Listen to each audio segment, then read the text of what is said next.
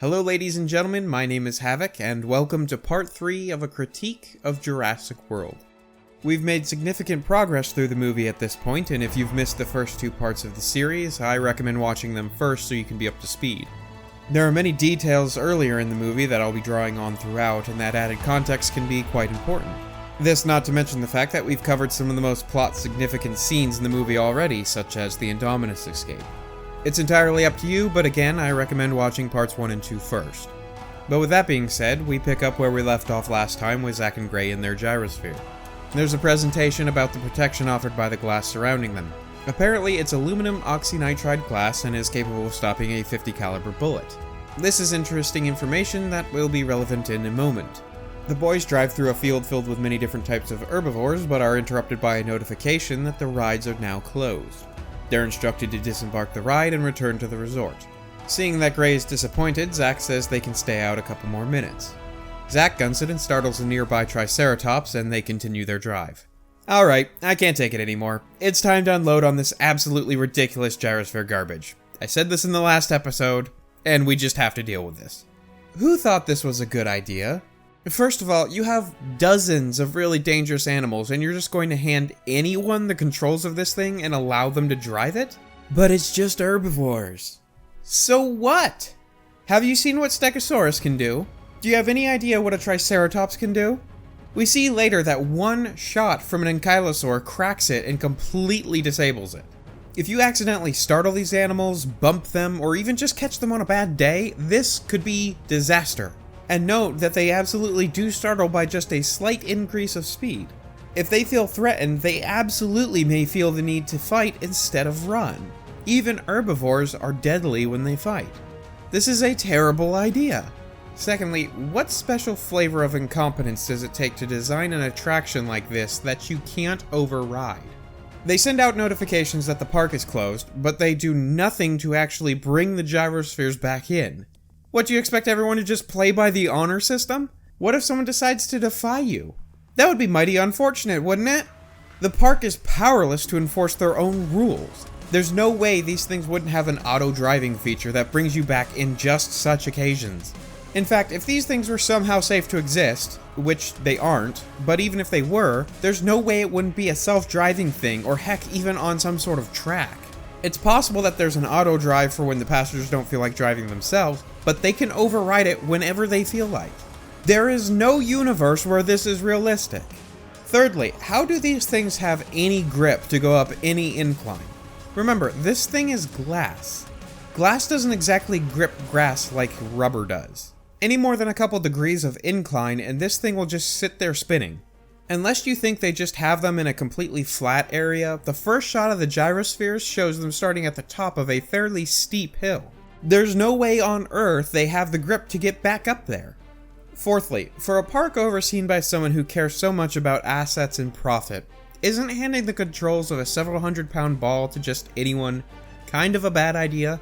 If you don't think there are people dumb enough and immature enough to try ramming a dinosaur or two, I would direct you to the fact that this is the same human race that thought that Tide Pods were a tasty treat, and licking ice cream and putting it back in the freezer for someone else to buy is totally acceptable.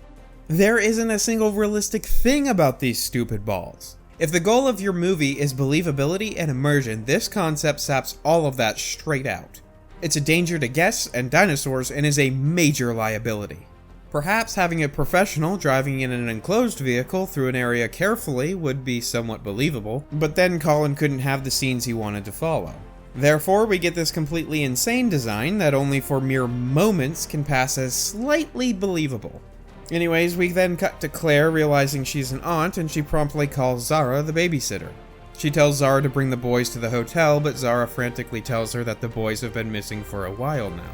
Claire then calls Zach, but the reception isn't good enough for him to make out what she's saying. Well, this is awfully convenient for the plot.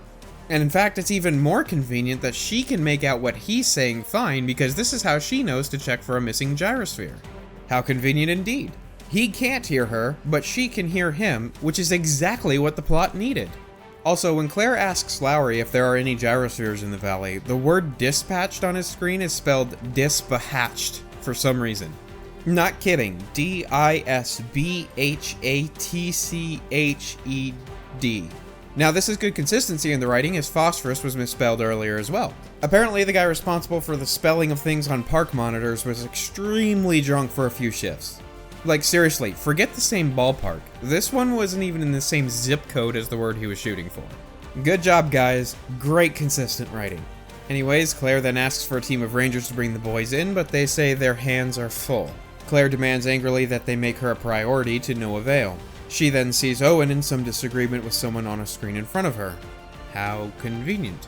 We then jump back to the boys in the gyrosphere as they notice that a gate has been forced open. There are clear scratch marks that make it very obvious that something has forced it open. Regardless, Zach says that he wants to take the ball off-road. Clearly, he doesn't understand that there has been no road on this ride so far, but I suppose you get the idea? He justifies the decision by saying that he's worried Gray isn't getting the full Jurassic World experience. Right. We've been over how absurd it is that these things even exist, so I will resist the urge to rant on them again. We then see Claire walking through the Innovation Center looking for Owen. Owen finds her, and she explains that she needs him to find her nephews. When Owen asks how old they are, Claire is unable to come up with their ages. I suppose this is consistent with what they've set her up to be as corporate person. She didn't know how long it had been since last seeing them, so she clearly isn't that informed on them. We already went over the idea that this supposedly makes her a bad aunt in episode 1, so I won't rehash that here either. We then ping-pong back to Zach and Gray, who are now in the middle of a forest. Gray is talking about how bad an idea it is to be here, but Zach feels justified when they come across 4 ankylosaurs. He says, "You're welcome. Up close and personal with 4... dinosauruses." Gray very matter-of-factly states, Ankylosaurus, we shouldn't be here, and there's 5 dinosaurs. Now this is very bizarre from the director. If Gray already sees the Indominus Rex, why is he so calm about it? He says it almost as if he's bored by it being there.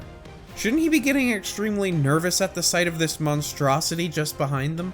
Now, he doesn't have to scream right away, but something beyond complete apathy would be nice. The Indominus then begins to attack the ankylosaurs, and this is where the gyrosphere is hit, knocked upside down, and disabled.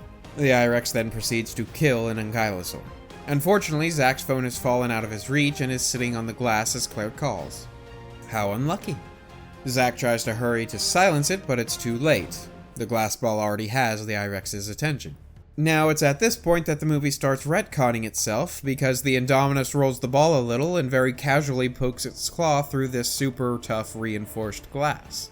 Now, I really don't know how no one working on this movie remembers the scene with Masrani and Claire in the observation room from earlier. Remember we made note of the window and said it would be relevant later? Well, in that scene, Claire says the I-Rex tried to break the glass. Clearly, she failed. Now we're told that this same dinosaur has no issue poking a hole through glass that can resist a .50 caliber round? And it's a really nonchalant poke, too. It doesn't give it a whole lot of effort, it just pokes straight through it as if this was nothing. This is a plot hole. Either the I-Rex should have broken into the observation room, or it shouldn't have had such an easy time cracking this sphere. Either way, the movie is contradicting itself. What's more is that when the Indominus goes to bite the sphere, the hole made by the poke is completely gone. There's literally no reason for the poke other than showing the I-Rex can in fact break this thing. It's almost as if the writers were purposefully trying to contradict themselves. The Indominus then puts its mouth around the ball and bites down. It then proceeds to start smashing the ball into the ground, and the directors hope you aren't paying very close attention. Why? Well, when the Indominus bites down on the ball, the boys are looking directly into its mouth. The Indominus is smashing the ball on the ground in the area where the backs of the seats are. However, there's no way for the boys to escape the ball from this position. So when the movie has Zach and Gray unbuckled to escape, suddenly the Indominus is holding the ball by the very area it was just smashing into the ground. It's on the opposite side. Now the boys are facing the ground, not the I-Rex, and now they can escape. This is a case of the directors really wanting to have their cake and eat it too. They want the cool shot of the kids looking into the Indominus mouth as it closes over the sphere, but they also want them to be able to escape. So why not both? I'm sure no one will notice, right? There's no way this wasn't obvious, and yet the director decided this is what would happen. That's just pathetically lazy. Now, despite what your brain may be going through right now, the boys do escape the ball and begin to run. They have a roughly 3-second advantage on the beast, as it takes a few moments for it to get the sphere out of its mouth. The scene cuts to the boys running in an opening with the Indominus a few seconds behind them. Now, I kid you not, they run for a few seconds and stop at the top of a waterfall for 10 seconds before they're forced to jump. How did they outrun this monster? And not only that, they outran it by a lot. Like, it wasn't even close. By what the movie shows us, the boys could have simply run away and been fine. They are so much faster than this animal. In this case, the writing isn't so much to blame as the directing. If you show the I-Rex 2 or 3 seconds back in one shot, you can't give them 10 seconds in the next one to just chill out and take a breather. Besides, isn't the Indominus faster than them? How is it not catching them, and catching them quickly? Even in the shot before getting to the waterfall, the I-Rex is just moseying its way over to them. Well, that's lucky, isn't it? Good thing it wasn't too motivated, or they'd be toast. Either way, the boys jump and fall into the water below. Now, this super incredibly smart dinosaur waits a grand total of 14 seconds and then just walks away. Apparently, it's only situationally smart. How convenient. Because if the dinosaur was smart, it would know they didn't just phase out of existence. And if the boys resurface with the Indominus still there, they are most certainly dead. You see, this whole sequence demonstrates what a hefty serving of plot armor can do for you. The boys shouldn't have been able to get out of the ball, but the plot saved them. The boys shouldn't have been able to outrun the I-Rex, but the plot saved them. The boys shouldn't have been able to outsmart this paragon of wisdom so easily, but the plot said they could. These buffoons only survived the sequence because the plot willed it so. There is nothing in the movie itself that gives us any reason to believe they should have survived, but they did. To call this a plot hole is just being kind at this point. The very fabric of reality has shifted multiple times within seconds in order to save their lives. If there was a stronger word than plot hole, I would be using it here. But this is absolutely a plot hole. Several of them, in fact. Anyways, lucky for the boys, they resurface mere seconds after the Indominus decides it has better things to be doing. How convenient. They swim to the shore and have a quick heart-to-heart before the scene ends. As others have noted, their hair varies widely between a few shots, but once again, it would almost be inconsistent of the movie to not make these kinds of mistakes at this point. We then cut to Claire and Owen driving through what is presumably the field where the boys were earlier in the gyrosphere. There are dead dinosaurs laying about, and Owen walks up to an apatosaur that is fatally wounded. He tries to comfort the animal in some way in its final moments. Claire gets out and joins him and is moved by watching this animal die. Seeing the suffering it endured and being with it for its final moments causes Claire to shed a tear. The scene is played very emotionally with soft and somber music. Now, this scene is one major step for the character arc of Claire. Up until now, she's treated these animals like numbers on a page. But now, being with one as its life is extinguished has helped her to realize what Lowry and Owen have told her. These are living creatures. From a character perspective, this was a very effective scene, and regardless of what is around it, it is pitch perfect. It's one of the few times I can describe the writing for setups and payoffs in this movie as very well executed. Again, this is all regardless of what is around this scene, but this scene itself serves as a very fine payoff for the setups from earlier. But as has happened before, just when I get to praise the movie for the times it does things well, it also has some things that make very little sense. See, Claire knows the boys were in this area, and upon seeing the dead animals here, she knows the Indominus is here too. As much as this is a moving scene, it would seem that Claire would be more desperate to get moving knowing the boys could be in imminent danger, right? Now that isn't to say stopping the vehicle makes no sense. In fact, I think it makes plenty of sense. Owen cares about these animals, and seeing one suffer is absolutely something that would affect him. This is who the movie has already established him to be. The issue comes from the fact that Claire doesn't try to urge him to keep moving, being the boys and Indominus are in the area. I can't come down too hard on the movie for this, as I really do believe this is one of the better scenes in the movie, but I also can't just ignore this either. Now the scene ends with Owen knowing that the Indominus is killing for sport and not for food.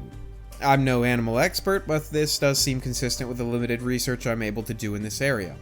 Again, the animals raised in isolation explanation was simultaneously good and bad by the writers. Bad because of a few things we'll see later and the fact that there should have been animal experts, heck, even Owen brought in to tell you that you can't raise it this way. But on the flip side, it's good because it does explain the extreme behavior we see. We then cut to a quick scene of Hoskins on a beach with men from InGen who are setting up various equipment. Hoskins is asked if they were given the green light yet, to which he responds, they will. Now I want to remind you that Hoskins wants to field test the Raptors to prove they can be used as weapons in modern military situations. Keep that in mind, it will be relevant later. Anyways, Barry sees what's going on and attempts to contact Owen, but gets no response. With this, the scene ends. We then see Owen and Claire driving to where the destroyed gyrosphere is sitting. The presentation of the gyrosphere is glitching out as the now pile of rubble sparks.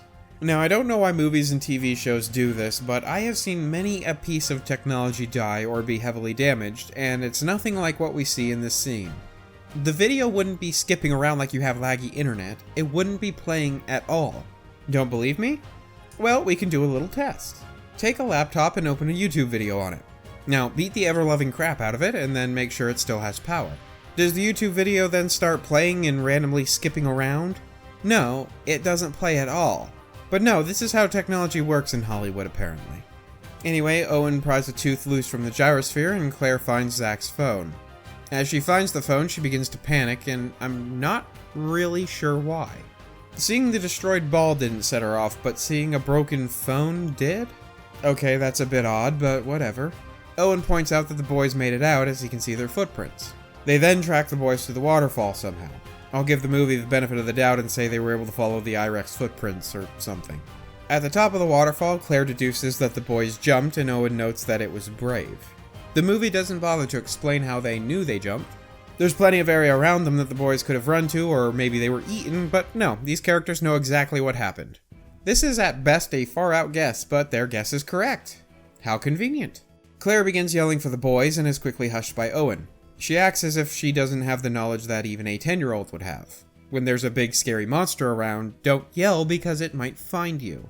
Owen tells her this in not so many words, and she asks if he can track them. Owen says he'll find them, but she should go back. He says, "You'll last 2 minutes in here, less in those ridiculous shoes." Now, as much as I can appreciate that the movie acknowledges the ridiculousness of Claire walking around the jungle in high heels, this doesn't mean it's not still a problem. This girl is going to be running all around in a skirt and high heels, folks. Wouldn't you want to get a change of clothes at some point? She should certainly want to. Maybe that will be relevant at some point. Anyways, Claire opens the overshirt she's wearing and rolls up her sleeves. I'm not sure what she was thinking by doing this. It's not like her torso was the problem. Her torso was the part of her that was least inhibited by her getup, but okay. Owen tells her that she has to do everything he says if she's going to stay with him. He says it'll be like strolling through the woods 65 million years ago. Now, I'm not sure what won Owen over here. Rolling up her sleeves has no bearing on the fact that if she goes strolling through the woods in those heels, she's coming out with a broken ankle if she comes out at all.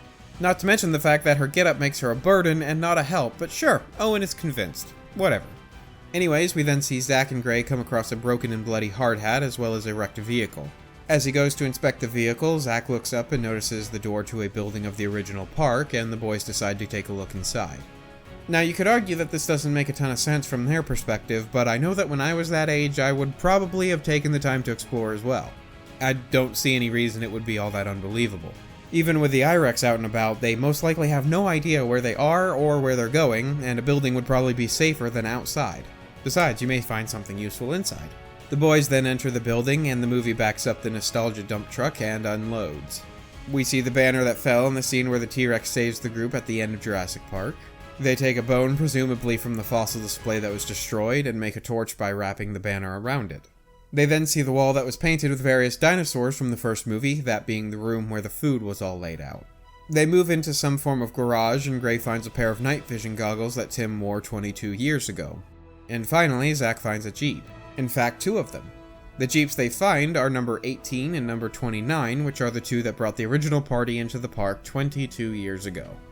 Now, with the amount of reboots and new movies for old series coming out, there's a lot of discussion of the proper place for nostalgia. For example, Star Wars The Force Awakens hit most of the major plot points of A New Hope as well as many aspects of Return of the Jedi. An orphan escapes a desert planet on the Millennium Falcon while being chased by the not Imperials. This orphan discovers they have the ability to use the Force and must destroy the enemy superweapon. The final fight includes a familiar trench run, as well as a few ships having to go inside the superweapon to blow it up, just like you see in Episode 6. Now, few will deny that there's quite a bit taken from the original movies, but is this properly paying homage, or is it ripping it off and hoping that the nostalgia carries it? Well, I'm open to discussion on this one, but as it currently stands, here's where I land on this one. There's a difference between having aspects of an old movie in a new movie, and having your plot rely completely on things you poached from one of the old movies. This scene in Jurassic World has the boys looking at a lot of old stuff, and it strikes me more as another example that shows that the writer does love the original Jurassic Park. The plot doesn't revolve around the boys finding these things, but it acts as a sort of love letter to the movie's lineage. If this scene didn't exist, the movie would still be mostly the same. You just have to find a different way to get the boys back to the park. In the case of The Force Awakens, however, the entire plot is virtually poached from its predecessors. If it were just the scenes where Han is back on the Falcon having a moment, that would be a proper homage. But when your entire movie is somewhat stealing from and depending on what came before it to bring enjoyment to the audience, there's something wrong. Now, you could argue that Jurassic World's plot is very much like Jurassic Park, but I think the similarities are far more general. To me, Jurassic World, for all its shortcomings, does nostalgia and homage the right way here. Again, I'm open to discussion on this one and will gladly hear counter-argumentation. Either way, now that we've covered the nostalgia aspect here, time to go back through and deal with this scene from a critical perspective. Zack gets matches from Gray that he kept in his quote-unquote dork pouch to light the makeshift torch. Now, I don't know too much in this area, but that banner seems like it's a bit thick to light with just a match. Perhaps you could argue that it's old, brittle, and dried out, so it lit right up. However, if that were the case, it would also burn up very quickly, just as something like paper would. It isn't universally a rule, but things that tend to light easily don't usually burn for very long. Either way, I suppose it isn't strictly impossible. However, Gray pulling matches out of his dork pouch is a problem. There are fanny packs that are waterproof, but Gray definitely isn't wearing one of them. This pouch is closed with 2 strips of Velcro. So with that in mind, how did these matches survive the water? Even if they did dry out this quickly? It's not possible. Not probable. How are they able to light? Matches that have dried out are not just like matches that never got wet, but they're waterproof matches. Well, like most defenses people make for this movie that the movie itself doesn't offer, even if this were true, this explanation serves only to downgrade this slightly from plot hole to extremely lucky contrivance.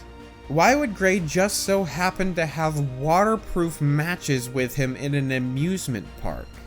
Like, has anyone considered why this would just so happen to be a thing he has? And that really goes for matches in general, but especially waterproof ones. Not to mention that I highly doubt they're selling those in the gift shop, meaning he brought these all the way from home. Frankly, given the rules for traveling by plane these days, I'm not even positive that bringing waterproof matches would be allowed. I know there are some regulations on matches on planes, I'm just not positive if waterproof is or isn't allowed. Either way, this is a completely random, lucky thing that he, for no apparent reason, just so happens to have these matches. This isn't a giant problem, it just highlights the constant theme that we see of the writers forgetting what they did with their movie 5 minutes ago and using plot holes or extreme contrivances for the scenes they want. Now, the writers simultaneously remember and forget the exact same principle within moments. Gray picks up the night vision goggles and they power on and are still working. Remember, it's been 22 years since those goggles have been touched. How do they still have any battery power? Remember, in just a second, the boys will be getting a new battery from the wrecked vehicle outside because the writers knew that the battery in the Jeep couldn't possibly still have a charge. Yet now, they have batteries in these goggles and they're working for some reason. Now, I have done some digging on various batteries and their self-discharge rates. That's the rate at which they naturally lose their charge. There are technically batteries today that could conceivably last about 20 years with a charge, but these certainly didn't exist back in 1993, and that's still 2 years short. Once again, the writers wanted to have their cake and eat it too. But the biggest abomination of writing in this sequence would be the boys repairing the Jeep. There are a few different ways this is bad. Number 1, the sequence doesn't understand the idea of setups and payoffs. And by the way, this is what the movie did so well moments ago with Claire seeing the dead dinosaur. It's a payoff for the setup of her treating them like they're not living animals. The fact that it's set up that she views them this way makes the payoff of her viewing them now as living, breathing animals so much more powerful. This is how setups and payoffs work. But when it comes to this specific scene, when you're writing a movie, if you have to have your hero have a special knowledge or you want there to be an object they need to use, it's best to set up this ability or object a while before it's needed. For example, if at a critical part of my movie the hero needs to flawlessly play the piano, it will seem extremely convenient that they just so happen to be able to do that unless there has been sufficient groundwork done previously establishing that they are gifted with the piano. Otherwise, the writers can just give them any ability at any time to save their skins. But why is this bad? Well, stakes are a thing in movies. For example, why does our heart race when a scrawny character is being chased by the much bigger bad guy? Because there are high stakes in the scene. We want this person to live, but the bad guy can absolutely kill them. But if the writers are able to invent abilities as needed for the protagonist, the stakes in the universe are completely broken. Imagine this scrawny protagonist turns around and easily dispatches of the bad guy. You see, it turns out the scrawny guy had a black belt in several different forms of combat. You didn't know that? Well, now you do. And unless the movie has a very good reason for keeping this from you until now, this is obviously contrived garbage. You see how that ruins the stakes of the scene?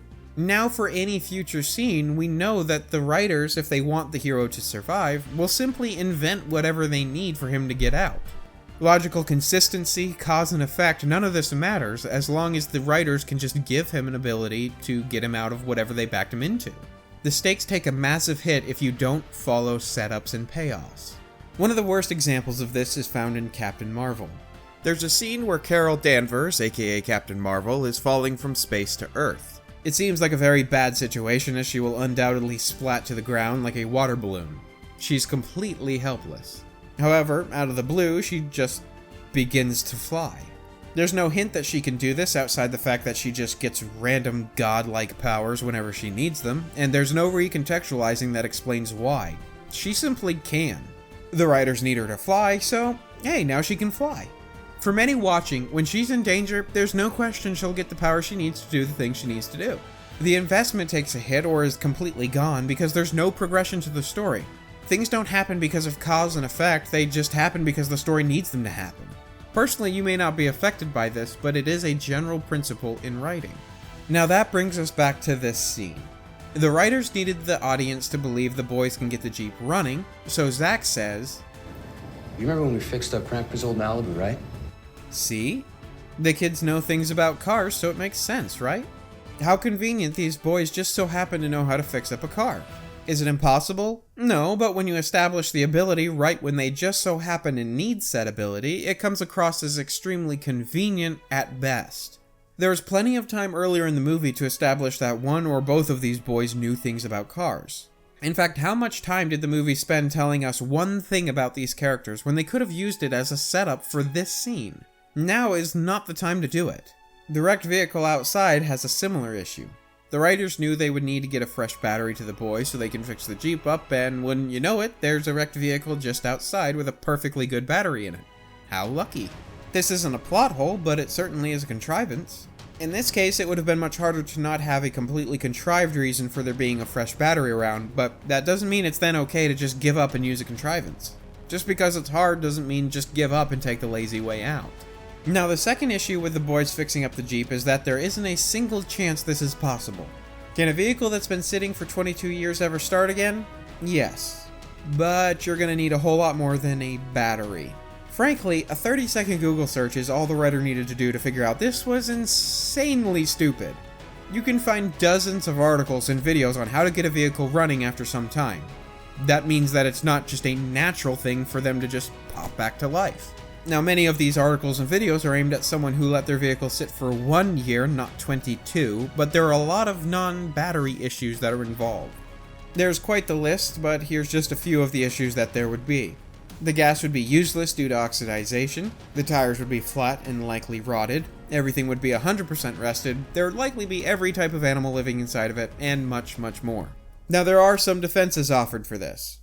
They used the spark plugs and things from the wrecked Jurassic World vehicle.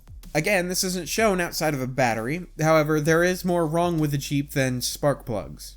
Not everything can just be carried over from one vehicle to another. Stop defending this completely indefensible scene. Anyways, as I'm not a supercar guy, I'm not going to belabor that point. Let's move on. We then see a shot of the main park area and it's completely crowded. People don't seem very happy. We quickly jump to the control room, and Lowry notes that the Indominus is headed straight for them. Vivian explains it's because the Indominus can sense thermal radiation, and they have all the people in one area of the park because of their security measures. Now, I do indulge in science lectures on various issues from time to time, but I honestly have no clue if a group of 20,000 people would be that noticeable on thermal sight from miles away. If not, I wouldn't know, so I won't attempt to critique this part. I'll just leave that to you to decide. Now, as they're talking, Hoskins walks into the control room. He says he's from InGen, and Masrani says he knows who he is. Hoskins says that the raptors can hunt and kill the I-Rex. Now, this may strike you as odd, and with good reason. See, we get a chance to see two raptors try to fight a T-Rex at the end of Jurassic Park. Sure, they scratch up the Rex, but they were easily dominated. Rexy could possibly take on 4 raptors, not to mention the I-Rex. 3 raptors barely bother the I-Rex later in the movie. It's actually pretty absurd to think that a measly 4 raptors could take this thing out. We've already seen that everything they threw at this thing was pointless. Shotguns don't bother it, zappy sticks don't matter, and shocking guns are laughed at. Seriously, why would anyone think that less than a swarm of raptors could neutralize this thing? Even from Hoskins' perspective, what do you expect them to do? And for someone who desperately wants this plan of weaponized dinos to work, why would he want to throw them against this monster? Wouldn't it be smarter to wait until they're ready to be tested? And wouldn't you want it to be a fair fight? Why keep pushing for this field test? And by the way, if you're wanting to prove that they're viable in modern military situations, what does hunting the Indominus prove? If you're trying to prove the viability of this project, this is about the dumbest way I can think of going about it. Masrani is then taken back and says the project was supposed to be just about testing the raptor's intelligence. This is a bit strange, as once again it seems that Masrani is the only one out of the loop on what's happening around here. When Hoskins is first telling Owen about making raptors into weapons, he tells Owen that he knew the end game. Owen doesn't suggest otherwise, so it seems that it was pretty common knowledge. And now Hoskins does say that Masrani is so diversified that he doesn't know what he owns, but one would assume that would be the little things. If everyone working for him knows he's trying to potentially develop military weapons, this would have made it to him by now, don't you think? It's kind of a big deal. Anyways, Hoskins then asks what the plan is, and it's actually a pretty good question. At this point, 20,000 people are in fairly severe danger. Apparently this is enough to convince Masrani to take Owen up on his idea, as we then see some men bolting the minigun to the helicopter. Masrani walks out to fly the helicopter as Vivian tells him she can't get a hold of his instructor. Masrani tells her that he'll be fine without him. Now this is perfectly consistent with his character, as he's very confident earlier when he's flying the helicopter. Even when the movie shows us he probably shouldn't be. Masrani says they don't need another pilot, gets into the chopper, and takes off. Now many have criticized this, saying that there had to be plenty of more pilots on the islands, but I think that kind of misses the point. Masrani wants to do this himself. There are likely others who can pilot the chopper, but he doesn't care. He's overconfident in his flying ability, and the movie set this up earlier. Unlike the boys fixing the Jeep, this scene did the setups and payoffs much better. Now perhaps the soldiers with him should have been shown to be a bit more hesitant about the decision, but it's ultimately Masrani's call either way. Now I think I've sufficiently demonstrated that I have no problem ripping the movie apart when it has issues, but I just don't think this is one of them. Now as the chopper takes off, we cut to Zach and Gray fixing up the vehicle. At one point they hear some noises not too far away, and it startles them both. Zach tries to reassure Gray and tells him to carry the battery back because, quote, "you're stronger than me." With how smart Gray is, he apparently isn't all that good at picking up on when he's being patronized. This scene, however, is where the character arc of Zach is becoming clear. He went from being a disinterested teen to being someone who cares about how his brother is. Apparently nearly dying together has forged a strong bond between the two. Now, it's not the most amazing story arc, but it's at least serviceable, I suppose. There are some movies that offer arcs where the motivation for the arc makes no sense with where the character ends up, but that doesn't seem to be the case here. As flat and one-dimensional as most of the characters have been up to this point, the writer is at least trying to give them some form of development. As long as it isn't nonsensical, I suppose it's an improvement. A bit too late, but better than never, I suppose. Anyways, against all logic, the boys fix the Jeep up and drive off. As they drive away, Owen and Claire hear the engine sound and head for the garage. Owen is shocked that they got the Jeep started, and again, the movie noticing its issue is not enough to keep it from being criticized for the issues it's fully aware of. Now, as Owen goes to lift the hood on the Jeep, they hear a loud, close footstep. As effective as it is to reveal the Indominus is close, there's a very obvious question. How did it get so close to begin with without being heard? The footsteps are very loud right away. Did the I-Rex walk on its tiptoes before that? This seems to be a problem with movies that have big animals. They only hear the footsteps when the scene wants to introduce the animal, even if the characters would have heard the animal walking from much farther away.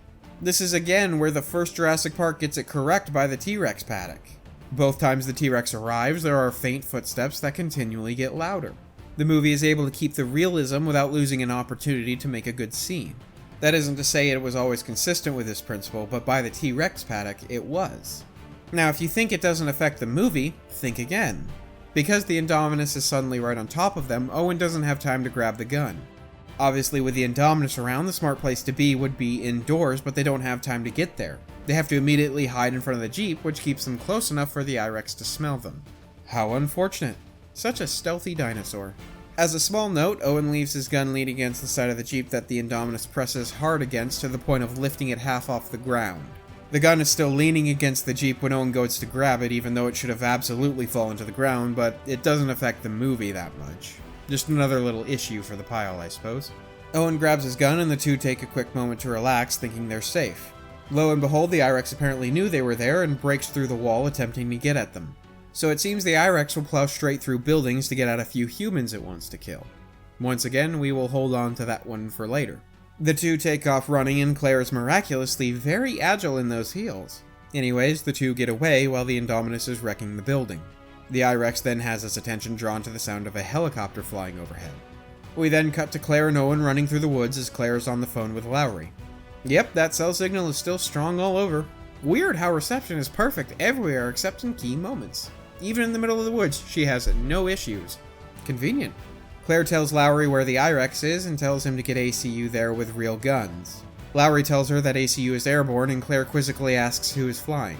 Apparently, Claire doesn't believe that there is anyone capable of flying a helicopter on the islands. As much as Masrani flying isn't a problem, Claire thinking that there's no one that can fly is a bit more of one. Keep in mind that she doesn't know the instructor is tied up in the evacuation. So there is clearly someone who could fly outside of Masrani, and Claire knows this. So as it wasn't an issue before, now this is an issue for the movie. We then cut to Masrani at the helm of the chopper. He asks if the men have experience in the armed forces, and it turns out they do. There are a few jokes including a bumpy chopper ride, and then Vivian can be heard telling them the I-Rex is near the aviary. The Indominus is spotted, and the gunner opens fire. The gunner continually misses the dinosaur as his aim is trailing. Now there are a couple things to highlight here before we move on. The rate of fire on a minigun is anywhere between 2,000 and 6,000 rounds per minute. That rate of fire has a very distinct sound.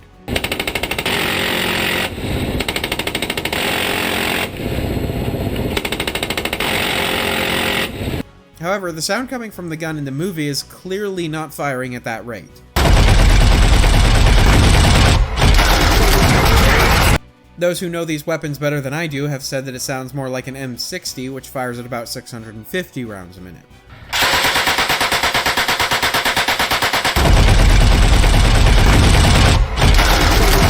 The gun is also clearly not putting out 2,000 plus rounds a minute in the movie. Not even close. So I'm left wondering, why go through the trouble of being specific about what kind of gun you're using if you aren't going to portray it correctly? It seems like it honestly was just because people like miniguns, and it's very recognizable. They're very popular in video games, for example.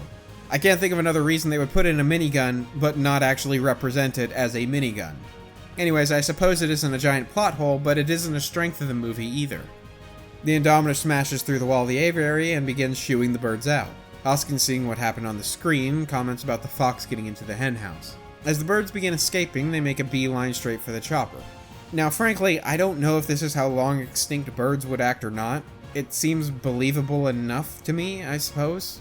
The birds kill the two men in the chopper as Masrani loses control, crashing into the aviary and exploding. Now, I do have to admit, though the promotional material made it pretty clear how this flight would end, I was sad to see Masrani go. Though definitely on the oblivious and incompetent side of the scale, Masrani was a likable character to me. You could argue that he's inconsistent by sending men to their death only to seem despondent by it. Unfortunately, the more likely reason is, again, he was too oblivious to know he was sending them to their death to begin with. He wasn't a bad guy, just a guy who made some bad calls with some high costs. When appealing to Wu, he claims that it's killing people, and he seems genuinely sad about this. Perhaps it's that he's a good person, but just incompetent. I'll let you decide. Either way, that isn't a good look for the writing. Regardless, Masrani was very likable to me, and I'm always saddened to see him go. This is mostly subjective, but at least you can see that I do have a heart. Anyways, enough of that. Did the Indominus go to the aviary on purpose? It starts heading that direction as soon as it knows there's a helicopter. It's making a beeline straight for it. If this was something it planned out, how did it know where the aviary was? How did it know there were birds in the aviary? How did it know the chopper was something it needed to kill when it started heading to the aviary? Did it somehow know it could break through the wall? Did it scare all the birds out on purpose to get them to attack the chopper? The weird thing is that this does seem to be how the movie portrays it. How is this possible? Oh, right, we have our plot duct tape. The Indominus is super smart. There you go, see? Fixed it. This is extremely contrived. But, you may say, it didn't know. It was just trying to get away from the chopper and got lucky. Well, lucky is a bit of an undersell on that one. If this wasn't on purpose... Not likely. But if it wasn't, the I-Rex randomly runs from something it has no reason to fear yet, heads directly to the aviary despite not having a clue where it is or what's inside it, breaks through the wall it can't know that it can break, scares the birds because reasons, and the birds just so happen to take care of the threat. When the I-Rex turns around right after seeing the chopper explode, it must be thinking, oh crap, that was lucky. Right you are, Miss Rex. Right you are. I mean, the funniest part to me is that if this was a different wall made out of a tougher material, the I-Rex would have just bonked right off it and knocked itself clean out. But hey, what luck that it chose to charge into the building made of some type of glass. Either way, this sequence is extraordinarily contrived. Anyways, the people watching are devastated seeing Masrani die, and the birds begin to pour out of the aviary and head straight for the park. I suppose the birds have thermal vision too now? Or did we just hope no one asked how the birds immediately knew exactly where to go to find people? I think the movie has just officially stopped trying at this point. Anyways, Zach and Gray are driving, and they're having a good time heading back to the park. They found a road apparently, and it did go where they needed. That's awfully convenient, isn't it? Anyways, Gray urges Zach to step on it when he notices the swarm of birds not too far behind. The Jeep races to the city as the two guards are bewildered as the boys approach until glancing up to see the flock rapidly headed for them. Now here's where there's a popular argument that many used against the film. Basically, the claim is that the movie tells us the animals have implants that shock them if they get too far from the paddock. As the birds are flying toward the park, they should be dropping to the ground getting shocked. Now, the movie doesn't tell us that every animal has them, but it implies pretty strongly that this is the case. In fact, Lowry pointing out that the Packies give the implant trouble seems to indicate that the other animals have no such problem with the implants. By deduction, then, the obvious conclusion is that the other animals have them. But I think it's a problem either way. If all the animals have them, why do the birds and later the raptors not get shocked? That would have solved a lot of problems, wouldn't it? This is a plot hole if they all have them. But what if they don't all have them? Well, why don't they? It isn't determined by the animal's size, as the Packies have them and they're one of the smallest animals in the park. Them having these implants and big and small dinosaurs alike, but conveniently not having them in the animals the plot needs to not get zapped, is a plot hole. There's no reason the park wouldn't have these in every animal. The birds should be dropping like flies right now. But even if they don't have the implant, there's no way this isn't a giant plot hole. Moving on, we jump to Owen and Claire running to a road that's likely not too far from the aviary. Claire gets a call from Zara, the babysitter, telling her that the boys have been spotted at the wall. Yep, still have perfect service here. Man, this island gets great service, like almost all the time. Anyways, Owen grabs a nearby quad and the two of them head back to the main area of the park. We then cut to groups of people just sitting around the park. Suddenly, the speakers come on around the park directing people to take shelter immediately. Now, this leads us to yet another design flaw in the park, and I alluded to this in the last episode. Why are there no security bunkers? Are you telling me this place has no secure buildings for just such an occasion? Especially since this is an eventuality, remember? And even if you don't need it for dinosaur escapes, what if a hurricane or other severe weather comes through the islands? These people are just straight up hosed. But maybe they did have one and you just don't see it. Well, once again, we're arguing with facts not in evidence, but if they have one, the movie never even hints that they do. In fact, later, the people are huddled around the welcome center, not a bunker. This is after all hell broke loose and everyone would be in the bunker if they had one. Not only that, but if they have such a bunker, the announcer would be directing them to it. It wouldn't be saying take shelter, it would be saying, please move to the security bunker located at X location. By the way, why did the control room wait so long to put out the alert? You had a minute or two at least that people could have been using to get to a safer place, but you wait till the birds are right on top of them to warn them? How incompetent are you people? Like, they continually one-up themselves in just how dumb they are at handling this situation. Anyways, thanks to the bumbling idiots running the park, we see mass carnage ensue as the birds begin attacking everything in sight. People are being picked up, tackled, bitten, and killed by the birds. There's even a scene showing the young dinosaurs from the kid area being picked up and dropped. Suddenly, Owen and Claire arrive on the quad. Owen jumps off and is immediately handed a tranquilizer gun by one of the security members. Oh look, they do have tranquilizer guns, and they're semi-auto. Could you imagine if they had used these to hunt the Indominus earlier? Indominus pops out and is instantly peppered by 40 darts. Instantly falls asleep for 2 years. Team goes home and celebrates. Credits roll. So we then see Hoskins doing his evil man pose on the helipad. Seriously, there are people screaming and dying all over the place, and Hoskins begins to grin with glee. Such subtle character writing he got, I guess. We then pick up with Zach, Gray, and Zara trying to make their way through the chaos. Gray nearly gets grabbed as Zach pulls him back just in time. On seeing this, Zara begins to tell them to not just stand there. Probably good advice. However, as she's still speaking, a giant pteranodon picks her up and begins flying away with her. Now, Zara's death scene has been noted by many as being a bit much, especially for someone who didn't do anything wrong throughout the movie. Others may wonder why, so I'm just going to describe all that happens to this poor woman in this short sequence. Okay, a pteranodon picks her up with its feet and begins to fly away with her. Another pteranodon starts fighting with the first one over her and she is dropped. Before hitting the ground, the second one catches her with its feet and begins flying away with her again. The camera shows a top-down view of her high in the air as she screams for her life. The pteranodon then drops her into the water. 3 pteranodons then dive in after her to recover her, and one of them grabs her by the midsection with its long beak. The bird surfaces momentarily, but drops her back into the water. It picks her up again and tries to get clear of the water. At this point, Zach and Gray are so shocked at the cruelty of the writers that they go to the fence around the water to watch. They're confident their plot armor will protect them, and they are indeed correct. Anyways, the bird drops Zara yet again into the water and finally decides to pick her up with its feet. It tries to begin flying with her again, but suddenly the mosasaur engulfs both of them in its massive mouth and chomps down. Gray is horrified while Zach just blankly watches. I suppose he's still being consistent. Now, I don't know about you, but that does seem to be a bit over the top for a babysitter that tried to do her job and was very concerned when the boys, for some reason, decided to ditch her. This isn't exactly an objective criticism, but good grief. If I haven't convinced you yet, I would recommend that you stop the Tin Man act and get a dang heart. Anyways, back to the critique. Zach and Gray try to get inside as Owen and Claire enter the streets with a posse of security officers. Owen and the officers stop in the middle of the road and begin firing. The birds start dropping out of the air as the tranquilizer is apparently really fast acting. These men take a formation where each and every last one of them are all pointing in the same direction. Hey guys, you know the birds are allowed to attack from behind, right?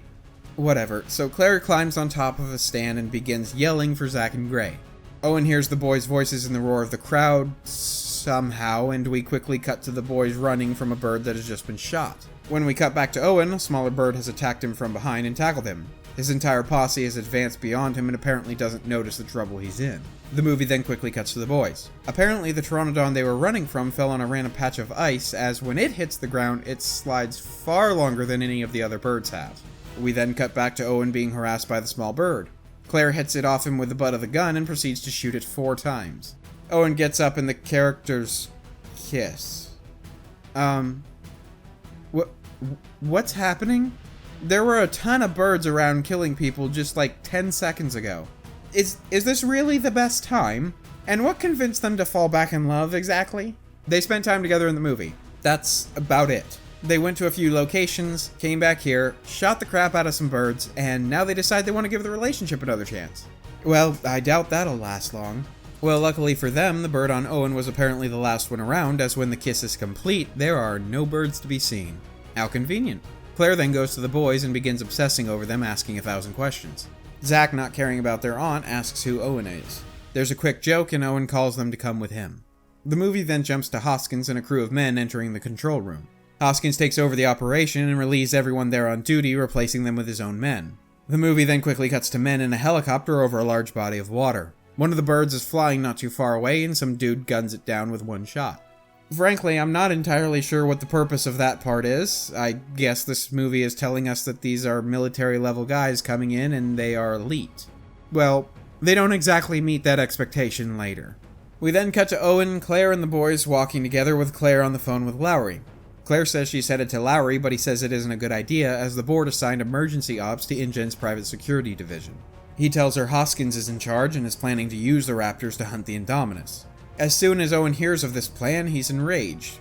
He instructs Claire to get the kids somewhere safe, but is interrupted by a stampede of people who broke through a gate to get away from a single pteranodon. Apparently, security missed one, I suppose. The four of them then jump into an SUV that's sitting nearby and back into a little alley off the road. The boys ask if they can, quote, stay with you, and it's played off as a joke, as Claire thinks they're referring to her. Normally I wouldn't bother to bring this up, but it's the only explanation I can come up with for an extremely stupid detail of the movie. You see, Owen goes to the Raptor area because he knows what Hoskins is planning. That makes sense. However, he brings Claire and the boys with him. Why on earth would he be stupid enough to do this? If he fails to talk Hoskins out of this, Raptors are going to be let loose and they're going to hunt the Indominus. Why on earth would you have Claire and the boys there for that? Seriously, is there nowhere else they could be right now? Nowhere safer for them? No interior room of any building Claire would know of that would be safe for them to bunker down? Owen had just said to take the boys and get them to safety. Why did he immediately ditch that plan? Again, I honestly can't come up with any other reason except they asked to stay with him. Whoop-de-frickin-do! Don't bring any unnecessary people to this potential horror show! Boy, I sure hope that doesn't put them in a ton of potential danger for no reason whatsoever. Why is everyone so insufferably stupid in this freaking movie? By the way, why do the boys want to stay with Owen? Since they first saw him, Owen has been tackled by a tiny dino, nearly chewed on, and saved by Claire. What exactly is so impressive about Owen to them? Colin, they haven't been watching the movie like we have, buddy. They haven't been seeing him do the cool stuff we have. This makes no sense from their perspective. Anyway, with that, we bring part 3 to a close. Thank you for joining me. It really is a pleasure to see that there are people enjoying this project. Now we should be able to wrap this series up in one final episode. As you may have noticed, this video took a little bit more time to make, and that's due to a few things. Number 1, I did a considerable amount of redrafting for part 3 after releasing part 2. There were many more portions of the critique added to this video, and it took some time to get that taken care of. Number 2, I've upgraded to a new video editing software, and it's taken a little bit of time to learn to become efficient with it. It's vastly superior to the Windows Movie Maker I was working with before, but with great ability also comes great complexity at times. Number 3, I've had a few projects that have demanded some of my time, and that's kind of something that's just hard to avoid. There really isn't much more to say about that, it's just how adulting works, I suppose.